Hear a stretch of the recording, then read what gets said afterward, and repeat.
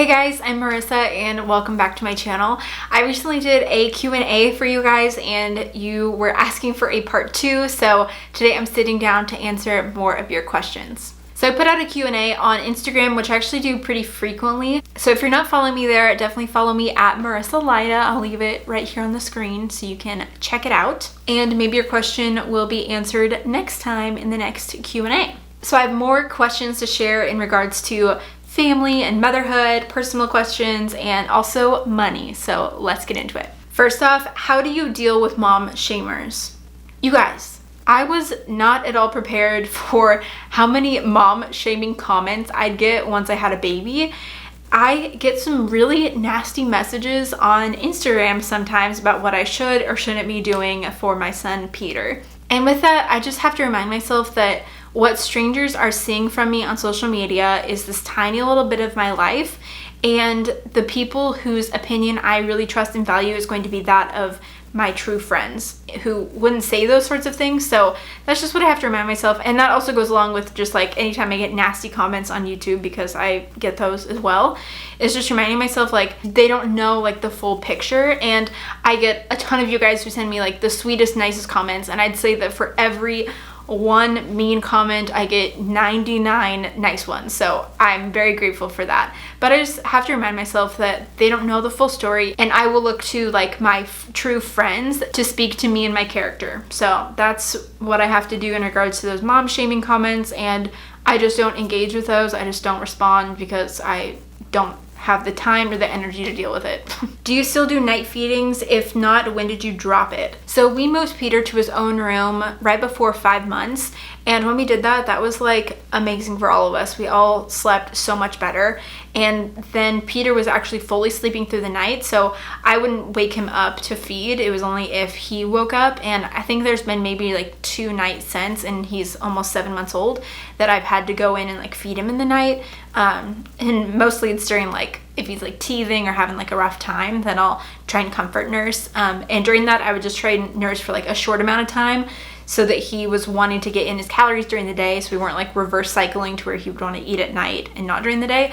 So I just feed him a lot during the day. I make sure to feed him like every 3 hours. I would nurse and then just let him go for as long as what he wanted at night.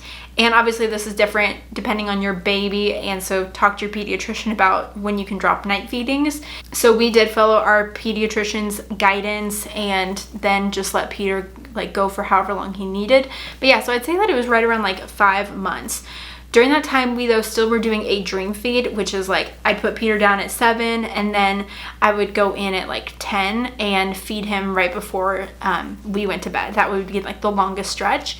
But then I was noticing that during that time, he didn't seem like he was getting a full feeding in, like he was asleep while he was eating, and then also sometimes it would be hard for him to like go back to sleep after the dream feed.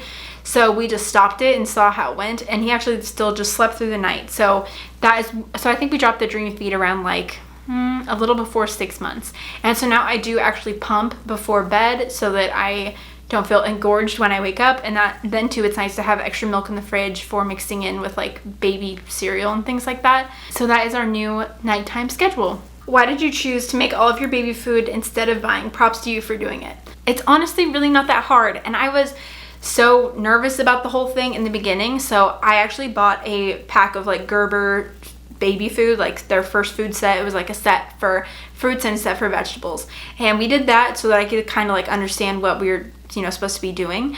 And then once we kind of figured that out, I decided that yeah, I could totally make my own.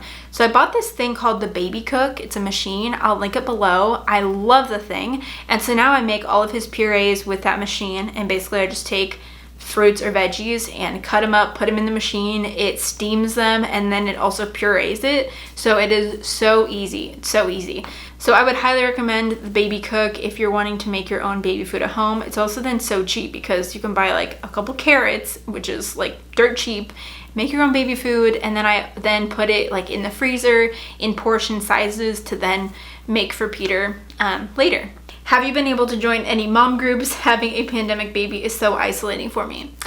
Yeah, it's been so hard. No, I'm not in any sort of mom groups. This time has been really trying for me. I recently shared like a vlog about the stress during this time. Like 2 weeks ago, I had I had canker sores all throughout my mouth. My eye was twitching uncontrollably. Like, this time has been extremely stressful and overwhelming, and it's hard. I'm sure that like when you have a baby in normal times, it can feel isolating, but when you have a baby and then literally can't see anyone, it's very, very isolating. So no, there's no mom groups. I'm in Portland, Oregon. We are still on full shutdown, lockdown. There's nothing happening. So that is definitely not the case. Churches are closed. I'm really hoping that like once, hopefully, if things return to normal, that I can find some great mom friends like at church. I did have some friends like before lockdown and everything like that from church and things like that who are around our age. And actually a lot of them are now also expecting babies. So I feel like once we get through this,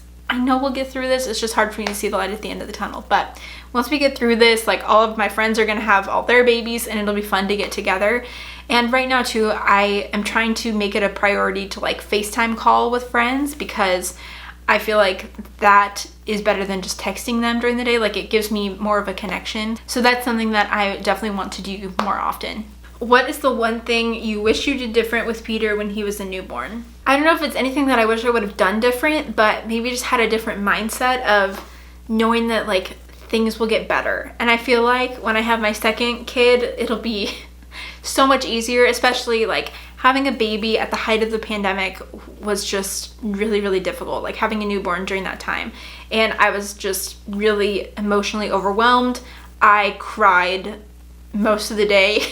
For those first few weeks, I know it's like the baby blues and the hormone rush, and then also just being in a pandemic was just like all not good.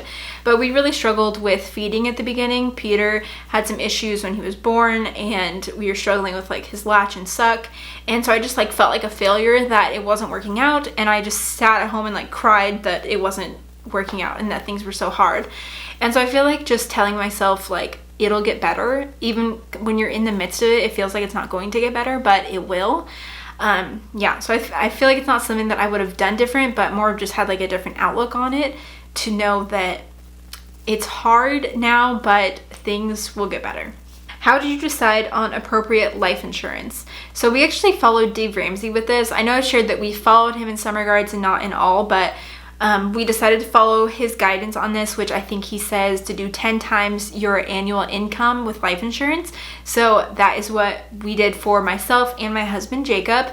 We got a term life insurance policy for 25 years because we view life insurance as not as an investment, but instead as insurance, and we want to ensure that we would be okay if one of us were to die until we reached a level of like financial independence. So my hope is that within 25 years we'll have our mortgage paid off, we'll have investments, you know, at enough of a place that if one of us died then, it would obviously be terrible and sad for our family, but it wouldn't be like a huge financial impact. So that's why we only are doing a term life insurance policy for 25 years, and we did that on 10 times our annual salary for each of us. And it's also very affordable. Between the both of us, we spend like $50 a month on life insurance. Best place to start a retirement account and what type if you have no employer benefits.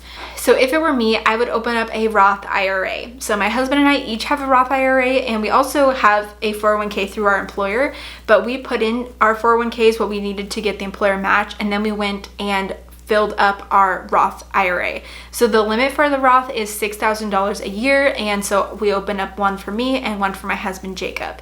The wonderful thing about a Roth is that you put money in after tax, and then it grows tax-free, and you can take it out tax-free. You have to look at it as you're going to pay taxes on your investments at some point. The great thing about a Roth is that you get to take it out tax-free, and it has tax-free growth. So we definitely want to take advantage of that. So we max those out, and then we go back to our 401k if we have extra money to invest. Another budget question here is what percentage to each category while paying off debt?